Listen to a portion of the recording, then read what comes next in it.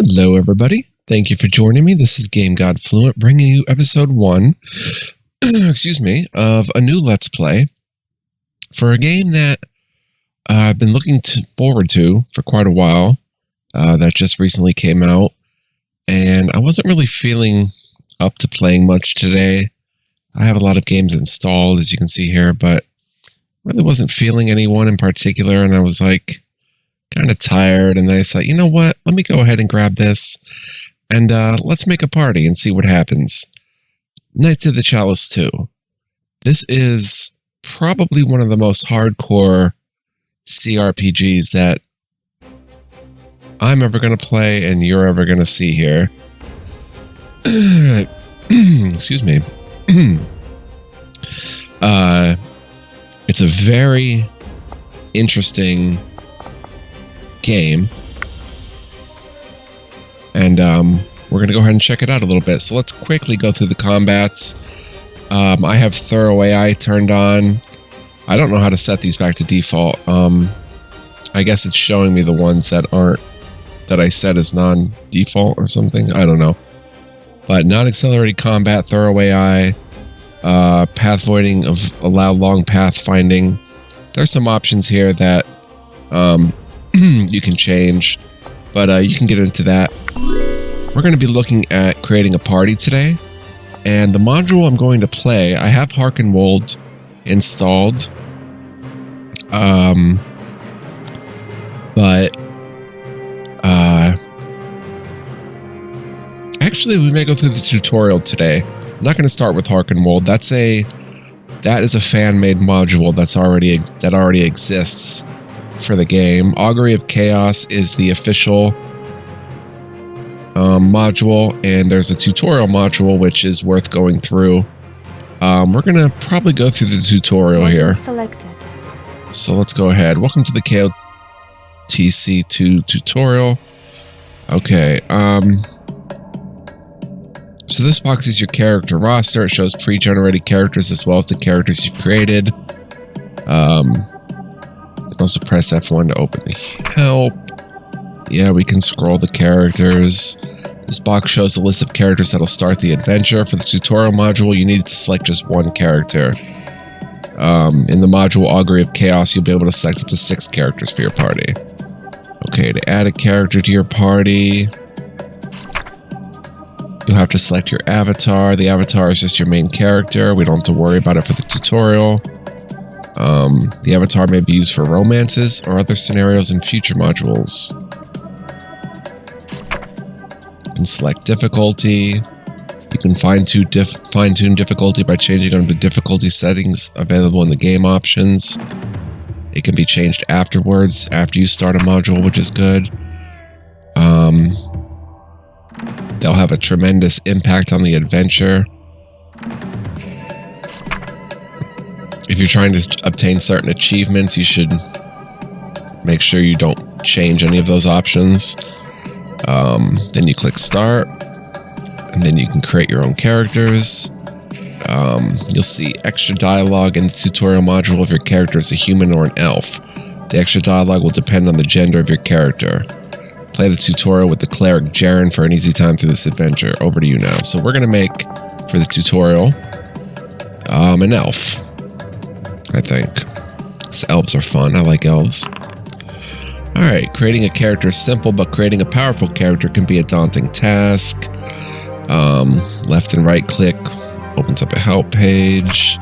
Race and class are the most important choices you'll be making. Gender and sub-race affect things to a smaller degree, but can be important to consider if you wish to maximize your power. You can click for a random name. All creatures have both a 2D token and an animated sprite. You can choose to play with the tokens or with the sprites. We'll probably play with the sprites, but the tokens are nice because if you make like a centaur at this moment of the game or of development, which is ongoing still, the game is released version 1 point whatever, but he's still going to be working on the game. Eventually they'll get like centaur sprites and dragon sprites that for your party members, but right now it's just the tokens that have those pictures. So like a centaur character is actually just going to be looking like a human in terms of their sprite. Not enemies, though. I think enemies, well, I don't know if we fight any centaurs, but plenty of enemy sprites in the game. Switch between the two display modes by pressing left alt plus T. We'll try that. Okay, we can have it create the token automatically based on your gender, body type, and hairstyle. Or you can select the token. You can download more tokens from the internet. Note that you can change the name, hairstyle, body type, token, and sprite of your party members easily when playing, so don't worry too much. Once you're happy with your character, click on continue. Alright. So let's see. We'll come back to a name. Let's go with gender. Let's make a female. Hair. We can click through some options.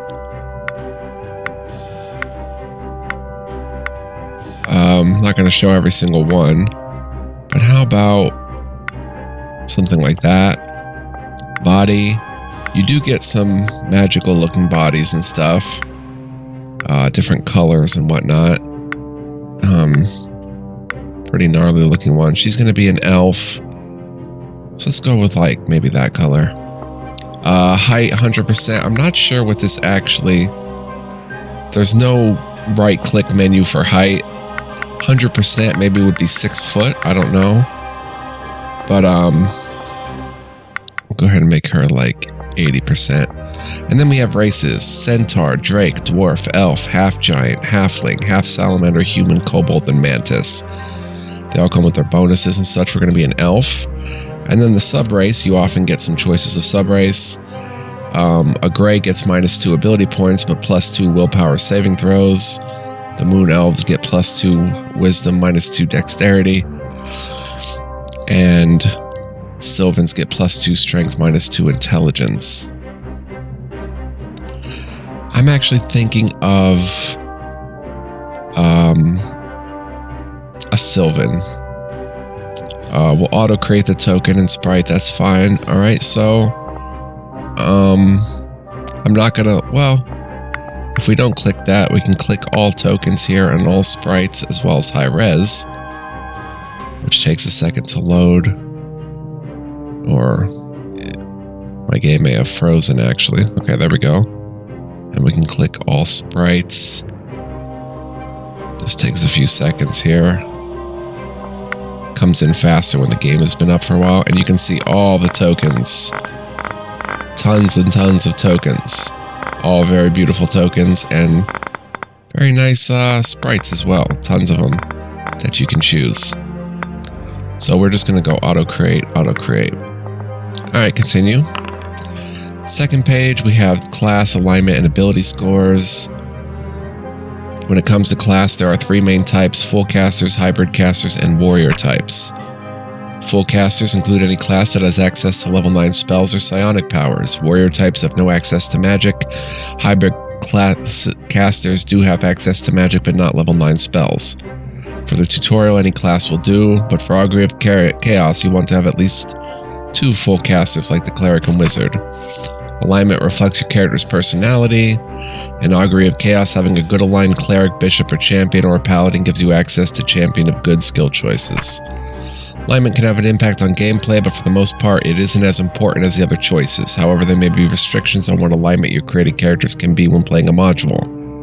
Be sure to understand what the limitations are before making a character for a module, or you might make a character you can't play with.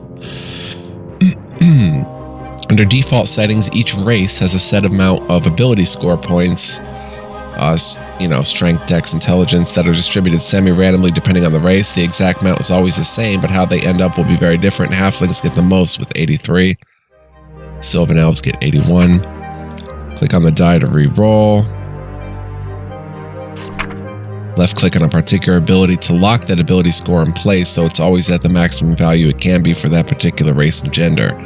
Doing so will re-roll the numbers automatically, but the lock will stay in place until you click again to remove it. If you're not happy with your numbers, you can modify them however you wish using the small buttons above and below. You'll still have to obey the rules based on the race of the character. No highly intelligent half-giants. You can remove limits to give yourselves or maximum to give yourselves an easier go of it. The opposite gender checkbox reverses the traditional gender modifiers of a given race. For example, normally human males must have a strength of at least 12 and a female has to have a dex of 12 or more. Just flips those around. Click on continue once you're done. And yeah. Alright, so the class I want to be, we've got Barbarian, Bard, Bishop, Champion, Cleric, Death Knight, Druid, Fighter, Gladiator, Mage Knight, Monk, Paladin, Psionicist, Psychic Healer, Psychic Warrior, Ranger, Rogue, Samurai, Sorcerer, Storm Warrior, Warlock, and Wizard. I'm going to start with a Mage Knight, I think. It's the default looking Mage Knight. Alignment, we can just go Chaotic Good. 81 ability points. Let's see. I'd like Int to maybe stay there. And reroll some others. Okay, that's a little closer. Let's take Dex down and get maybe 17 Strength. Dex has to be at least 14, it looks like. Con of 8 kind of worries me. Oh, I can't even turn Charisma down. Let's keep re-rolling.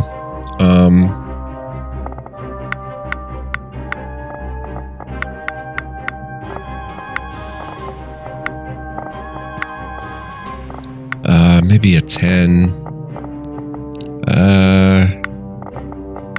Maybe something like that. Looks pretty good. We have a search score of 20. My base intelligence of 18, plus 2 for being an elf. Arcana class skill.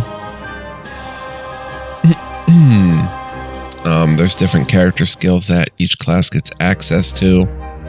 As you can see, very cool stuff. Mage Knight is Arcana. And we can go down and look what Arcana actually means. Wizard, Sorcerer, and Mage Knight only includes detect magic, spells, runes, symbols, rituals, secret codes, ancient books, ancient languages. Elf Search. What is Elf Search? Specific skills can be obtained from a particular race or class. Let's see if they list those. Elf Search, yeah, it should be here. Includes detect secret doors and detect secret compartments. So very cool. And low light vision elf. Oh, that's another special character skill.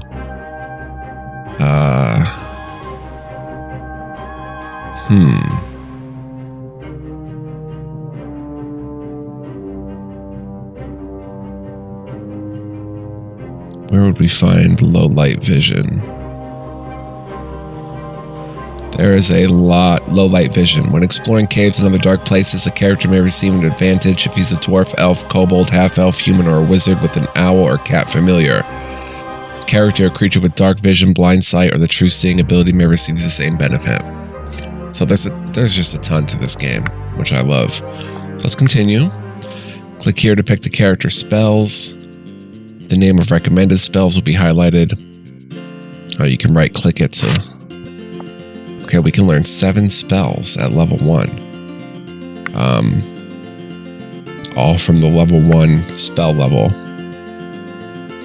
Okay, so we've got Blur, Burning Hands, Cause Fear, Chromatic Orb, Color Spray, Enhanced Weapon, Enlarge, Flaming Oil, Fog Cloud, Force Shield, Grease, Gust of Wind, Mage Armor, Magic Missile, Protection from Alignment, Protection from Arrows, Ray of Enfeeblement, Ray of Frost, Reduce, Shocking Grasp, Sleep, Summon Elemental, Summon Skeleton, True Strike.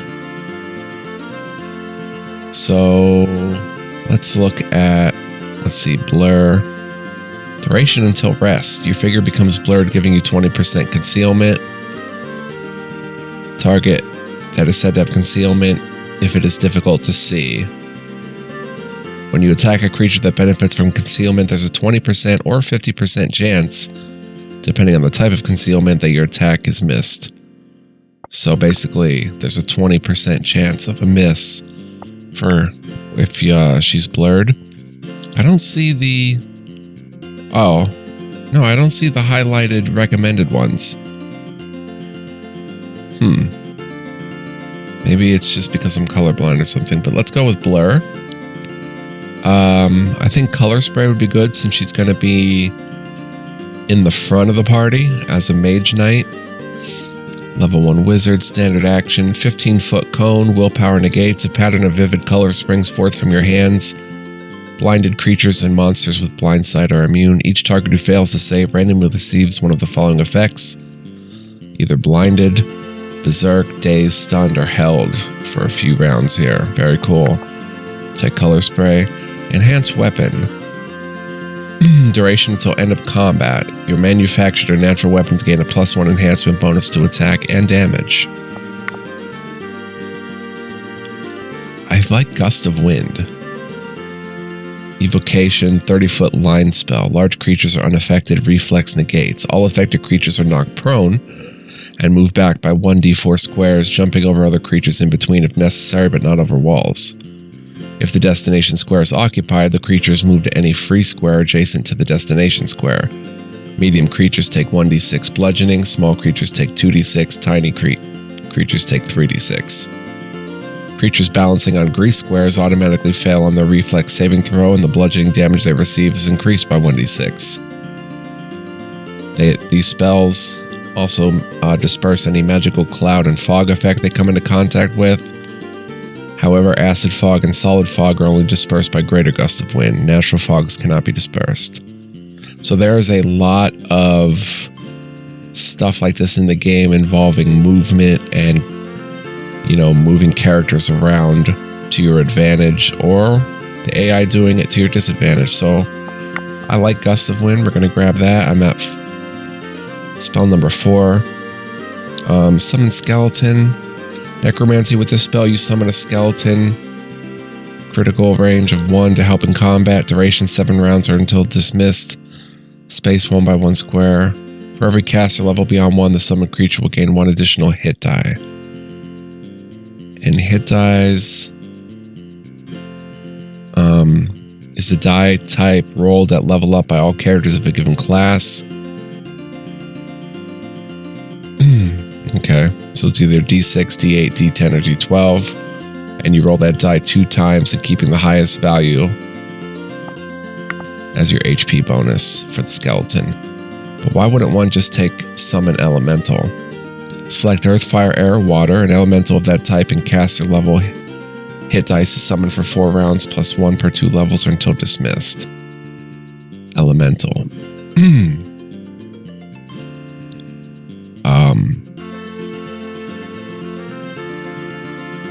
I mean, I think an elemental is probably a bit stronger than a skeleton, but well, yeah, we'll go Summon Elemental. I do like Summon Skeleton, but it's Necromancy. I kind of want to stick with Conjuration and stuff if possible. Let's go ahead and get Grease too.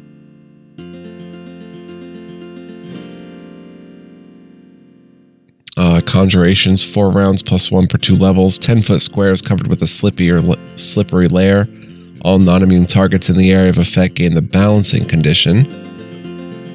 When balancing, you lose your dexterity bonus to armor class. If a creature takes damage from any enemy while balancing, it must succeed on a reflex saving throw or fall prone. If a creature is bull rushed or tripped while balancing, the bull rush or tripped attempt is automatically successful.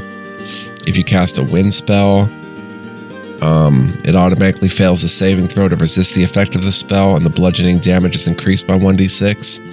So they fall prone and they take that damage. If you fall down while balancing on a slope square or a ledge, you automatically slide to the unoccupied square of lowest altitude, like the bottom of a staircase. And that can actually do a lot of damage to you, or to an enemy. A character cannot take a 5-foot step or a charge action in difficult terrain. So a lot of good stuff coming with this. Secondly, all targets must make a reflex save or fall prone. Large creatures with some squares outside the grease gain +2 on the spell's reflex saves.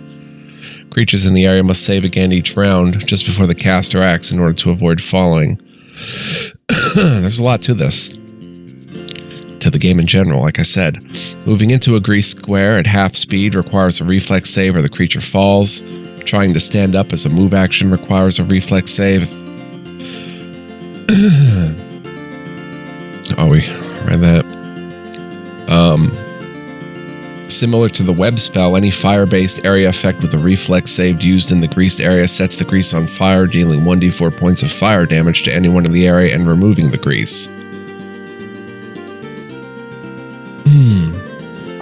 Okay, so we'll get grease. It's flaming oil. 10-foot radius circle, no spell resistance, reflex negates, duration until end of combat or until exhausted. All creatures in the area are drenched in flammable oil, making them more vulnerable to fire. Okay. Let's see. How about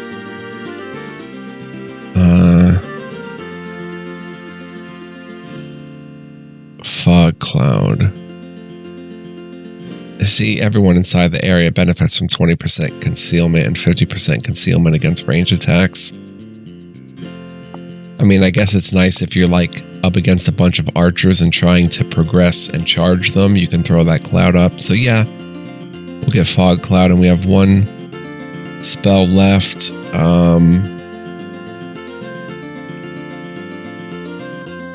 How about another conjuration and we go mage armor? Duration until rest. Personal and invisible barrier appears around you, giving a +4 armor bonus to armor class. And it applies versus incorporeal attacks, which are... Incorporeal creatures do not have a physical body. They include ghosts, specters, shadows, wraiths, wights, and banshees.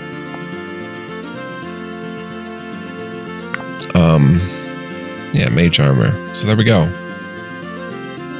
All our spells. Continue. Last step in this creation of a new character is selection of feats and weapon group proficiencies. The name of recommended feats will be highlighted. Be sure to get everything the way you like it before you finish your character creation. There's no problem if you happen to forget to choose the name or graphical icon of the character. I did forget to choose the name, Cardana. They're easy to change during the game. The other choices for the most part are set in stone and can't be edited. For most modules, you need to make a whole party. The exact number varies between modules. The Augury of Chaos module is balanced for 6 characters, so you'll probably want to create a party of 5 or 6, or you might get into trouble. You can always make 1 or 2 characters yourself and select pre-generated default characters for the rest of the slots, or even use pre-gen characters for all character slots. If character creation sounds like too much work, however, most people find great enjoyment in making their characters and seeing them grow and change during the game. Indeed, Pierre, indeed. Might be a good idea to fill all 6 slots with pre-gen characters for Augury of Chaos. Once the game system once you understand how the game works, you'll have a vastly better idea of what sort of characters you want to make. Even for people accustomed to rule systems similar to what's used in this game, some things might come as a surprise. To prevent annoyances, it's better to test things out than just blindly make your perfect characters and then realize you didn't take a certain peculiarity of the game into account. Once you're happy with feats and weapon groups, click All Done. You'll then be able to add your character to the party members box and start the tutorial module with him or her. Over to you now. Okay. So we've got weapon groups. Which groups do we want to be skilled in? So for her, we have 3 groups. Axes, bows, crossbows, flails, hammers, light swords, maces, natural weapons, one-handed swords, picks, reach weapons, spears, two-handed swords. So I like two-handed swords. I like one-handed swords. I'm not sure where light swords are. I guess there's no...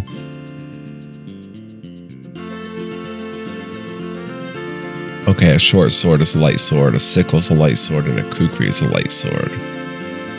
Good to know. And reach weapons, which I'm going to choose probably, are glaive, gisarm, and rancier. Okay, so we'll pick reach weapons too. Base attack bonus of 3, and it tells you how you get there, which is very nice. HP 8. The rest of our stats. And now our feats. There are a lot of feats in the game. These top 3 are recommended. These are the special Mage Knight feats, and then all the rest of the feats at this level that can be applied. So let's see, we've got Attack Focus. You gain a +1 bonus to attack rolls with all weapons, including manufactured weapons, natural weapons, ranged weapons, and all touch attacks. Battle Cunning. Intelligence 13. Your critical hit confirmation rolls gain a bonus equal to your intelligence modifier. It's pretty nice. Spell Focus Wizard Evocation. You gain a +1 to the difficulty class of all wizard spells in the Magic School Evocation. There's 5 schools of magic. We got Gust of Wind. That's all we have in Evocation. Armored Casting. You avoid the spell failure chance when casting spells with a somatic component while wearing the various armors if you have the appropriate armor proficiency. So we have light armor proficiency, light shield proficiency, and the weapons. So generally we want to stay in light armor, but we could go ahead and get like heavy armor proficiency, I think, which would be maybe we can't. I thought that would be something that would be choosable. Heavy shield proficiency, fast enhance. Okay, what would spell focus? Conjuration. We have grease. We have, it would just be grease for that then. And alteration, reduce. Did we take any enchantment? Color spray would raise a +1 for color spray. Improved enhanced ability. From your spells, enhance ability. That's level 2. We don't even have that yet. Armor reflex. Reduces by 50%, rounded down the armor penalty to reflex saving throws when wearing armor using a shield. Could augment our summoning. Could cleave. Evocation again is gust of wind.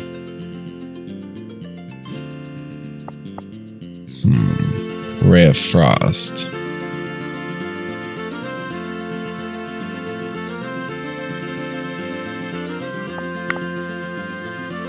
Unlimited spells. Your spells: Burning Hand, Shocking Grasp, Scorch, Ice Blast, so on. Deal 2 additional points of damage, and their limit on the number of damage dice is removed. That's pretty cool. Extend spell range. Extends the close, medium, and long range distances for spells and sonic powers by 5 feet.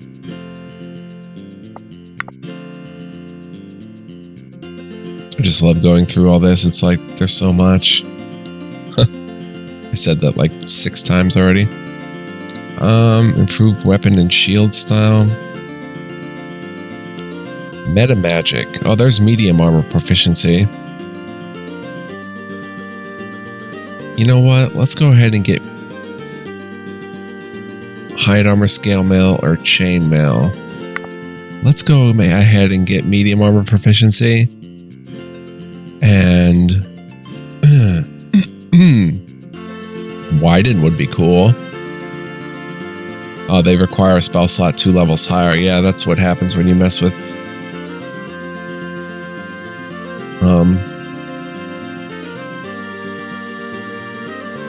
meta magic. Armored casting, you avoid the spell failure chance.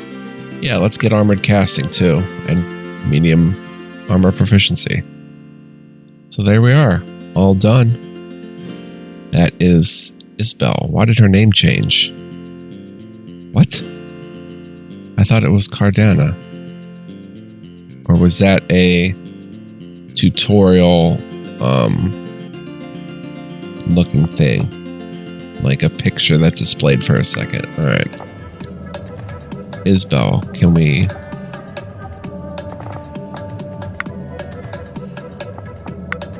I mean, Isbell's fine.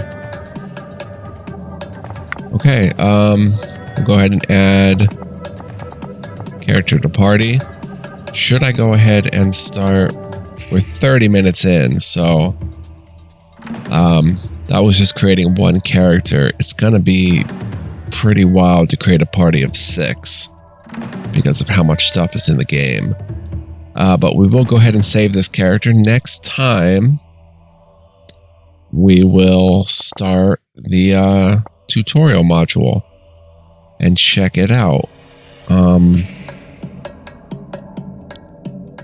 Yeah. So I'm going to end it here. Well, difficulty.